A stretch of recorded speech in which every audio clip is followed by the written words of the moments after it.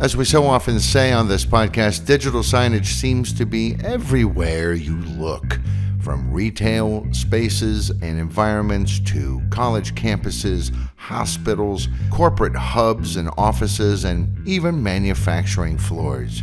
Today we're going to talk about some of the more uncommon uses, and to help me with that, I'm speaking today with Debbie DeWitt, Marketing Communications Manager for Visix. Hi Deb, how are you? I'm good, how are you doing? Excellent. I'd like to thank Debbie for talking to me today, and of course everybody out there for listening to this episode of Digital Signage Done Right.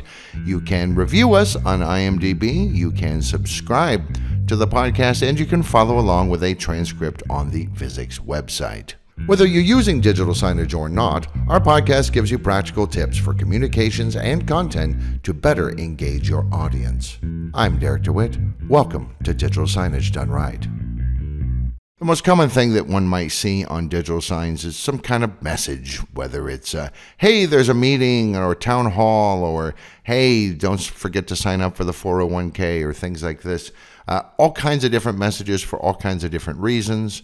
You'll also see data visualizations for all sorts of different things like charity drives or anything else that has a time limit and a goal of some kind. KPIs are another common use of digital signage, where employees can see real-time metrics on how things are progressing with the company, progress towards goals, things like this. Yeah, definitely. I think data-driven content's getting more and more popular because obviously there are a lot more data sources out there, and so a lot of people want to pull those in on their screens. And I think if you've listened to any of our episodes, you'll know that the most common thing on all digital signs are event schedules. Right. So that's data driven, but it's also very timely. And like you said, it's all about employee engagement, employee information. Another thing that we're seeing lately is a lot of hybrid offices using it to show who's in the office, to show where there's an open desk or a workstation or an office you can book if you're in the office that day. Hot desking, office hoteling, all of those things get tied into digital signage. And of course, when we're talking about engagement, one great way to get employees and other audience members engaged is to do recognition. And some places are starting to sort of create recognition walls to create a positive workplace culture, right? So it's not just boardroom presentations and wayfinding and reminders of different things. It's also celebrating achievements with dynamic displays that show milestones, employee spotlights, and the like. So try and imagine you walk into your office lobby and you're greeted by a digital wall showcasing all the latest things that your colleagues have accomplished. Hey, this person met this goal or exceeded this goal. This department is on track for this. We've done this many service calls. The specifics will obviously depend on what kind of an organization you have. But just this little sort of a check-in boosts morale and creates a sense of camaraderie and appreciation within the workplace.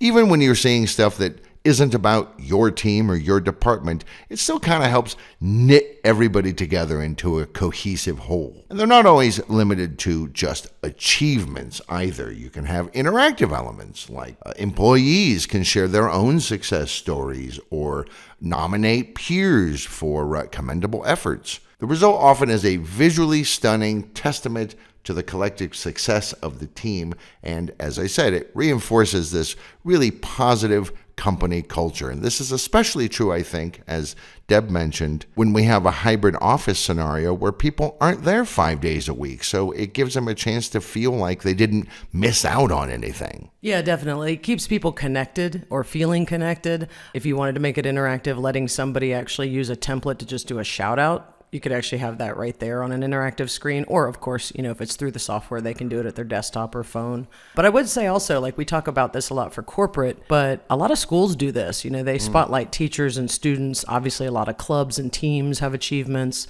And a lot of healthcare facilities and education and government and things like that, they're using digital signage to spotlight donors. It says, thank you to our patrons, and it encourages other people to give. So it's really nice. And it's really just anyone you want to highlight and recognize. Just to mention, I noticed lately at Visix, we're doing a lot of interactive donor boards. and Hall of Fame boards lately. So it's a Hall of Fame for whomever, if it's a donor, if it's a sports team, if it's alumni. But a lot of these sort of let's call out and give some information on the people who've contributed to our success. One thing we've talked about in the past and given as advice, and now we're starting to see people actually do, are live polls and surveys. Throwing up live polls and surveys on digital signage lets attendees use their smartphones to participate in giving real-time feedback. And then the results are dynamically updated on the digital display. Now, this adds not only an interactive element, which is totally fun. This can be for presentations, conferences, anything where a bunch of people are participating. But it also gives valuable insights into opinions and preferences of the audience. If you want to engage your audience, find out what they're interested in. Yeah, and I think we had Andrew Brown from ABC do a great episode on surveys. You mentioned doing this, on phones, but you could also just have them take a poll on the touchscreen. And another thing is, a lot of people tune out because they're like, I don't have interactive screens. Well, if you don't have a touch screen, you can just show a QR code that takes them to the survey right there. And, they scan that on your screen, take the survey, and then those results can feed back in with the auto-updating data feed pulling from, SurveyMonkey or whatever you're using. Sure. So those are two up-and-coming uses of digital signage. And as we see the technology evolve and it just becomes more and more commonplace in people's minds, people are finding more uncommon ways to use this messaging and communications medium. So I've hunted down some things on the web, and I even used ChatGPT to give me some ideas of more uncommonly common uses of digital signage. Of course, as always, when using ChatGPT to give yourself an outline of some kind, you then have to check it to make sure that what it's telling you is accurate, because it does hallucinate from time to time. All right, the first one was wayfinding in parking garages. Yeah, once in a while you'll find one that's cleverly organized or painted, red floor, green floor, or what have you. But a lot of those places really, they're hard to get around. There's a famous Seinfeld episode where they cannot find where they parked their car at the shopping center, right? So some parking facilities are starting to implement digital signage to give real-time wayfinding assistance. So the dynamic displays guide drivers to the exits and people to elevators and stairs, and they can display start-to-finish paths on the maps. And then other information can also be available, like how many parking spaces are available, which streamlines the parking process and obviously reduces congestion and, let's face it, frustration. It makes sense. A lot of places that just used old signs like LEDs, that had a green arrow, or they would always show this whole floor of the parking garage is full, things like that. Turning those into screens, because you can do a lot more. I will say, even though building wayfinding is one of the most common uses of digital signage, I think it's cool that people are using them in parking garages if you strap it to whatever, say, the destination is. If this is a parking garage for a hospital, for example, right, why not have your wayfinding in that parking garage? Because I have to say, especially for women who are traveling alone or if they're with children, finding that most direct route from your car to your destination, or from, the exit on that floor to your destination, is really important, especially at night. Yeah, that's true. I don't know if anybody listening out there has ever been to Germany, but you'll see if you go there that almost all public parking garages have spaces reserved at the front for female drivers.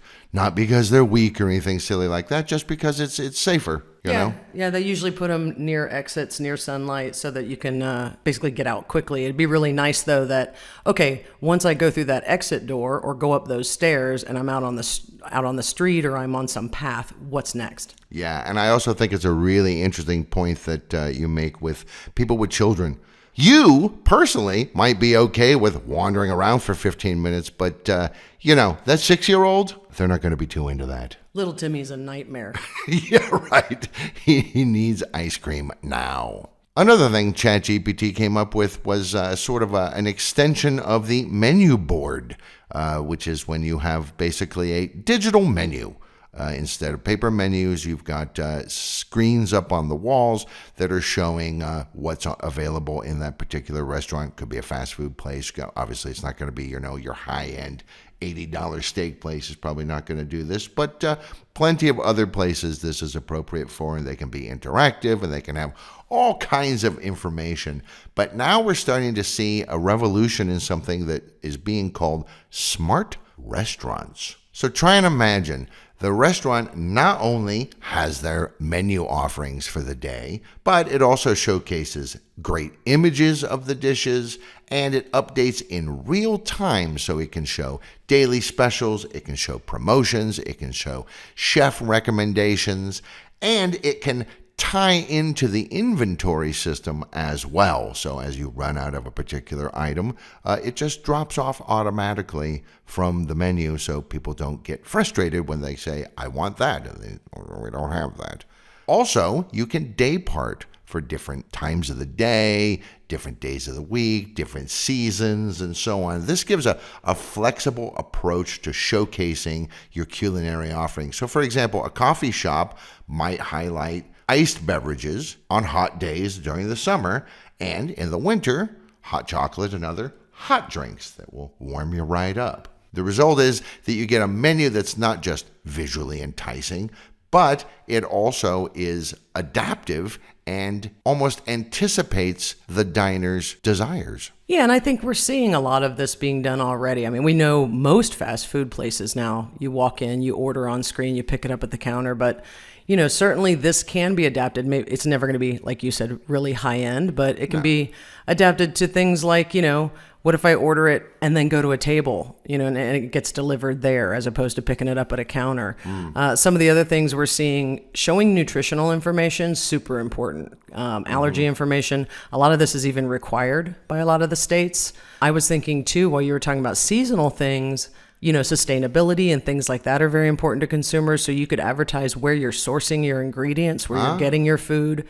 I think that's all really important. As a lot of people look for not just nutritional information, but sort of responsible consumption. And again, if you are composting old stuff or you're recycling containers and things like this can also be promoted up on the digital signs to remind everybody, hey, we're paying attention to this, we're doing it. Yeah, it's all customer experience, and it's also helping to build maybe more of a relationship with the brand, as opposed to just, this is where I like my fries. Yeah, right. The next item is queue management in the entertainment context. So obviously we have the post office, service centers, doctor's offices, government offices. Queue management is very important. If it doesn't actually save them time, it does reduce what's called perceived wait times, simply because people are getting sort of common updates on their progress in the queue.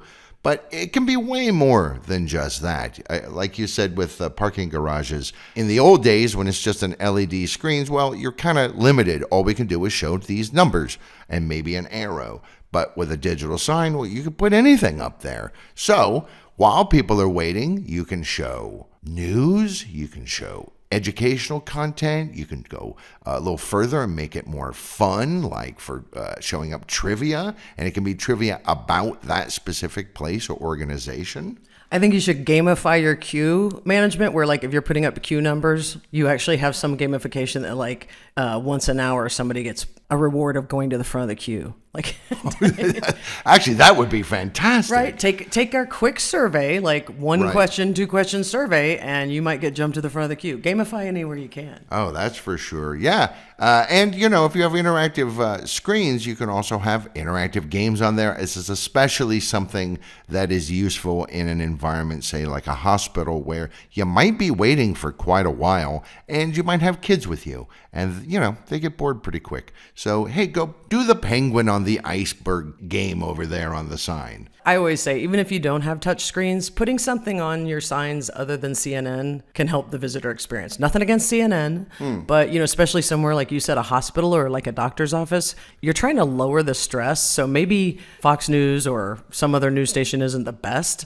And as a marketer, I always have to ask, like, isn't there something you want your audience to know? Right. Like, these are your clients or your community or something. Why not use the time they're waiting to put some information in front of them? Yeah, for sure. Or I'm also thinking of, say, like, I don't know, some kind of government office where, like, I don't know, the DMV or something like that. Hey, when you come up here, if you're coming here for this reason, please have the following documents ready. You can be ready when you get to the front of the queue. I used to work at a DMV. I have a lot of ideas for that. I also think places like that are a great place to build in some humor. Show like, hey, you do need a power of attorney to get your husband's license plates renewed, but do it in a fun way. Do it in a jokey way. Relieve any stress you can. Speaking of stress, obviously another use of digital signage that is quite common, actually, is for alert notifications in case of some kind of an emergency, right? As we know, if you don't have good communication, that emergency can quickly worsen because things become chaotic. People panic. They don't know what to do. They don't know where to go.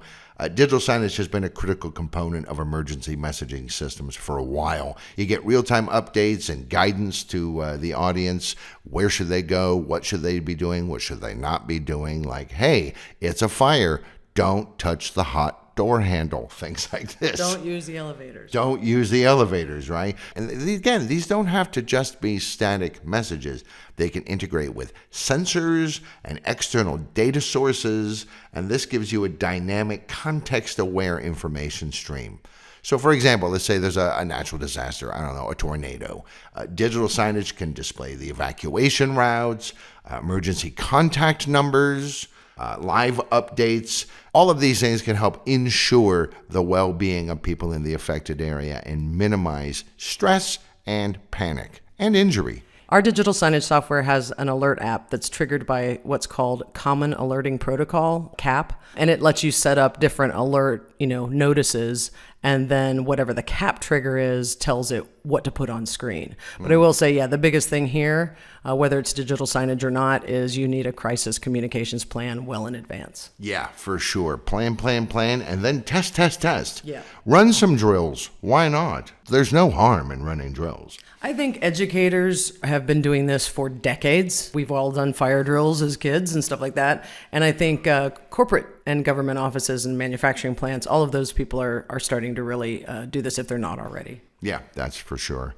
In a previous episode about the Internet of Things and digital signage, we talked a little bit about environment-aware digital signage. And one of the most common ways we're seeing this being used today is with what we might call weather-activated content. So you got a digital sign or a digital billboard that changes its content based on what the weather is. So on a hot day, it shows where you can go get a nice cool beverage or public swimming pools or where you might find beach vacation options and so on and so forth. On a rainy day, here's where you can go get umbrellas, or here are some things you can do to stay indoors. Obviously, this can tie into as weather gets more extreme. Oh, by the way, it's not just a snowy day. There's a storm coming. And then, obviously, the alert notifications can kick in.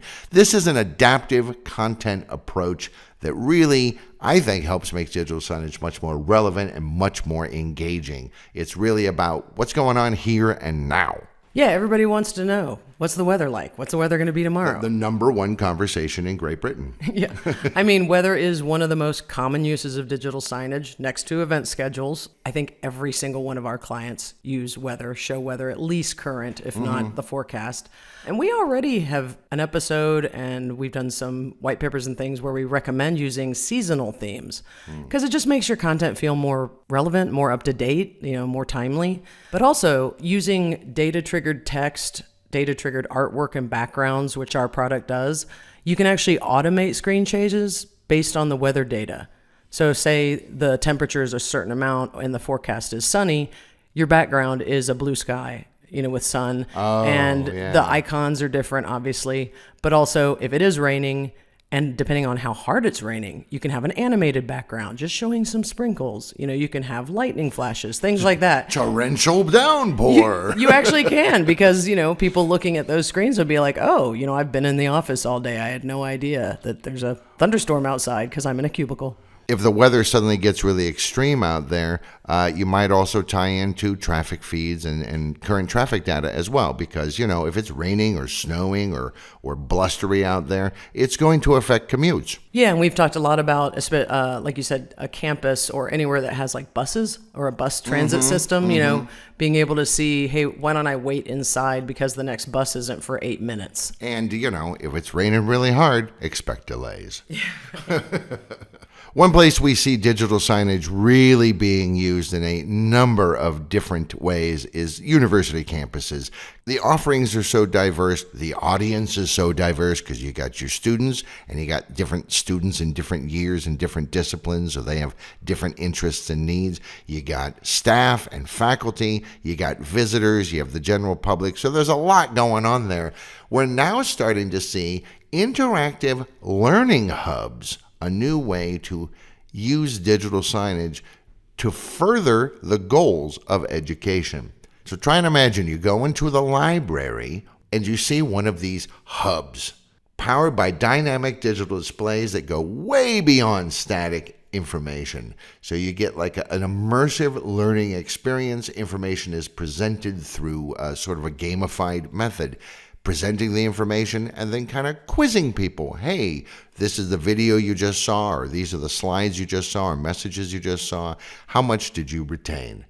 You can also have interactive maps, and really, the sky's kind of the limit with this stuff. Historical narratives, scientific simulations. I mean, honestly, the possibilities are as vast as the different subjects that are covered, right? We mainly see schools and libraries using digital signage not only for messaging, but to show like available study rooms, computer lab spaces, things like that.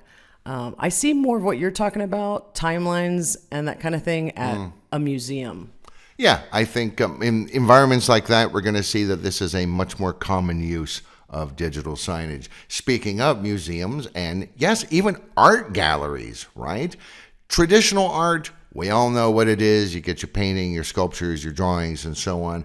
But we're also seeing more and more artists really leveraging technology in very cutting-edge ways. And we're seeing some galleries and museums really doing these full digital displays, way beyond static placards and things like this. You can really enhance the visitor experience. So again, imagine you're standing in front of a masterpiece. I don't know, one of the Dutch masters. And there it is. And in the old days, there was maybe, I don't know, a paragraph, if you were lucky, of information about it. But now, with digital signage, I can have a phenomenal amount of information about that painting just by tapping the screen. Not just about the painting itself, but the art style, the time period, biographies of the artist, behind-the-scenes footage like, hey, we spent 4 years restoring this, totally transforming the way that people interact with art and culture. Yeah, it'd be nice to have like if you like this, go look at this. I mean, that's our Go to Gallery 7. Our whole online life is, if you like this, you might like this. It'd be useful because some museums are quite large. It'd be nice to sort of have a recommendation of, you might want to skip the next gallery and because it's all this guy. And we're talking about galleries as well. So galleries are repping an artist. You can have maybe even a purchasing system right there, or put a bid in on something, because galleries generally, they are for sale, and generally they don't have the entire artist's collection out there. In a lot of cases, they might have one piece, and so you could have a whole catalog for that artist, on a screen. Yeah, or going much bigger scale. So let's say we've got an ancient civilizations display at a museum. Well, some of this stuff is on loan, some of this stuff is being stored, some of the stuff is being restored, and yet everything that is available can be shown on the digital signs. You show all the historical artifacts. Like I'm thinking of, you see like, oh, here's a jar with this really lovely painting on it, and we have like 20% of that jar, and we've assembled it as much as we can, but here's a computer mock-up of what we're pretty sure it looked like and what it was used for and things like this. So you could really kind of bring this stuff to life. Heck, you could go crazy. You could virtually unwrap mummies. You could explore ancient scripts. Put the museum visitors inside the historical context in a much more engaging and interesting way than just looking at a whole bunch of old things. And I'm not downplaying the old things, but I'm saying it could be quite exciting. This would really transcend the traditional museum visit. And for people that don't like museums, it might make it more interesting for them. Maybe they would go more often. Places I've been the most successful is that interplay between the physical exhibition and then augmenting that with other things, which is like either digital or, sometimes they just have a printout of this is the vase restored, if that kind of thing. But I think a blend is the best. That's the most common use of digital signage we see with like museums is augmenting the art. Because, I took an art appreciation class. Well, context makes a huge difference in how art's perceived. If you just look at a piece of art compared to looking at it with some background and some context, you're going to have a wholly different experience. And I would say also, especially when it's coming to new art galleries and museums, sometimes the digital signs are the art. Oh, wow. Yeah, that's very true. Which leads us very neatly, did you do that on purpose, to the next thing, which is interactive art installations. In public spaces, touch-sensitive displays can invite people to interact with the artwork, change the artwork, altering patterns, colors, playing music based on user input. More sophisticated installations are also using sensor technology and AI and IoT to create something that's truly a unique experience. Right there in the park or in the public square, humans are walking by and they're interacting with this kind of digital mind, if you will. And together, they're co-creating something that everybody can enjoy. I know, Deb's laughing at me, but I love this stuff. No, I'm with you. I'm just watching you get so excited. And I was going to say we're seeing a lot of entertainment venues that are blending art and experience, like these 360-degree immersive video rooms or screens with audioscapes and sometimes even smells and the temperature changes, things like that. Even escape rooms are using some digital signage. And actually, it's interesting the blend between what's art, what's just an experience. Like we recently went to Berlin and we're at a pub. Oh, and yes. in this pub, there is a very small room they called the Chalet. It was all done up like a little Austrian sort of, lodge. What we thought were, just normal screens along the wall showing a view of the Alps. Actually had an entire storyline that played out over a couple of hours. People coming and going along those screens, doing little mini stories. And at some point, the weather changed, and there was actually a fake, thunderstorm in the room. Yeah, like the lights actually went out for just a moment in the room when the displays showed a nearby lightning flash. Yeah, and I think that's where digital signage really crosses over into an immersive experience. Yeah, and it worked because it was so cool and we were so interested once we clocked it that we stuck around, I think, much longer than we would have normally. We went in. The end of the story. We wanted to see the end of the story. And we wanted another storm. Yeah, that was very exciting. So they got quite a few beers out of us. Yes. Sneaky. Another idea that ChatGPT came up with was fitness motivation screens. Like at the beginning of the year, gym memberships skyrocket. And then by the middle of the year, they find out that actually they're only at half capacity because people intend to go, but they don't actually show up. And I think part of this is because gym routines are monotonous. So we already know that we've seen on stationary bicycles and treadmills, they'll have a TV or something like that so people can be entertained while they're exercising. But we're seeing this really branch out much more using digital signage. Screens not only showing something entertaining, but also workout instructions and even going further, like a motivating, immersive exercise environment. Kind of like a virtual coach or trainer. Try and imagine you go into your fitness center or your gym and there are large digital displays with this dynamic content. Boom, some workout tips, some motivational quotes, some real-time fitness metrics. I mean, who knows? Maybe you could even have like a little sensor of some sort on your body, like a wearable or a fitness tracker, like a Fitbit. Yeah, exactly. And that ties in so your stats are on the screen, if you don't mind everybody seeing them. Maybe you could anonymize it. Yeah, maybe. I mean, we've seen gym equipment with screens for decades. Yeah. So I think it's more about getting creative with that content. You know, I think that it used to be just watching local news, and then it turned into Friends reruns. Right, and then it turned into, like all of our televisions, now it's this unlimited amount of things you can choose. But yeah, getting creative with what you could choose. I think it'd be cool if you could choose a personal trainer for your screen, like a celebrity or an athlete. You know, can I call up Arnold! Yeah, can I call up somebody, you know, I on worked this? out with Arnold today. And also get it off the bike. You know, there should be screens in different, you know, maybe there are even, you know, the yoga room and things like that. But like getting the screens out of there, it's all about customer experience. But like you said, I think if you can offer something cool like this, you've got an edge over your competitors. Oh, absolutely so. Another idea that's come up is interactive mirror displays in fitting rooms. And when I first saw this, I thought, maybe because I really dislike clothes shopping, I thought, who cares? But I could see for someone who likes clothes shopping or needs to buy a bunch of stuff, this might be interesting. So retailers are experimenting with mirrors that are mirrors, but they're also interactive digital signs. The customers can request different sizes or colors or styles without leaving the fitting room at all. We've seen this in, Black Mirror episodes and science fiction movies for a while now, where I have my thing, I go up to the mirror, and I kind of virtually try things on to see, hey, would this look good on me? Does this shirt make me look fat? I don't know.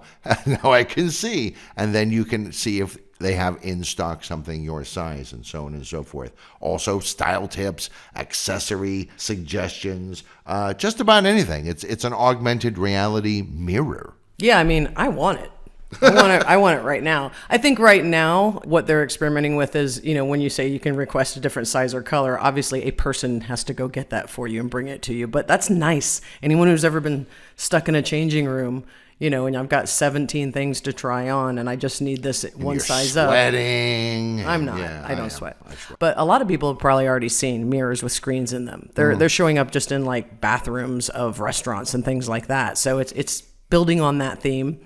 And of course, you know, to me, I'm like, the money-making scheme is if you're in your closet at home and you ask your AI, show me different outfits overlaid over my body in this mirror, and it starts putting things together, and then it inserts something you don't actually have. I don't own that top, but boy, doesn't it look good. You want to order that? Because we can have a drone will deliver it today. Before the party that you're getting dressed for or whatever. Like that's the future where when we get into more IoT, more personal AIs, all of that, like I'm for it. And this is one of those sort of everyday things I can see being very cool.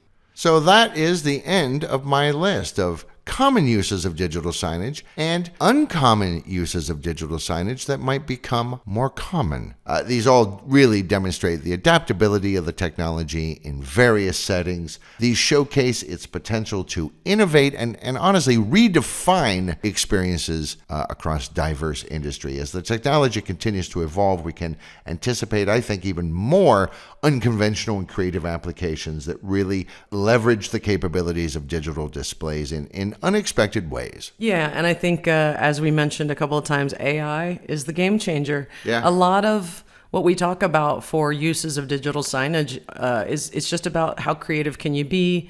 You know, start with the creativity, start with what you want to do, like all art, then choose the medium, then worry about the technologies, then worry about, does my software have a widget? Can I program this? Will my player deal with that resolution? Things like that. But start with the creative side of it and meet a need. Yeah, absolutely so. Or meet needs that maybe people didn't even know that they had. From reshaping education to fostering positive workplace cultures, revolutionizing dining experiences, and enhancing the way we engage with art and fitness and shopping, digital signage is a dynamic force that is propelling us into the future. So keep your eyes wide open because it's just going to become more and more interesting.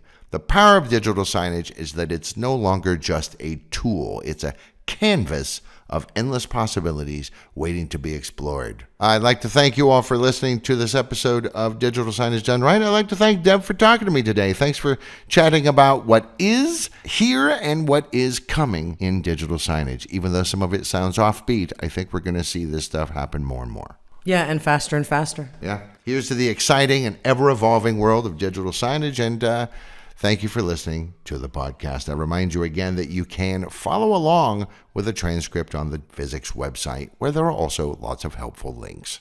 For more free stuff, head to resources on Visix.com for guides, videos, and more to help with your visual communications. Please subscribe and share, and contact us for information about our digital signage solutions.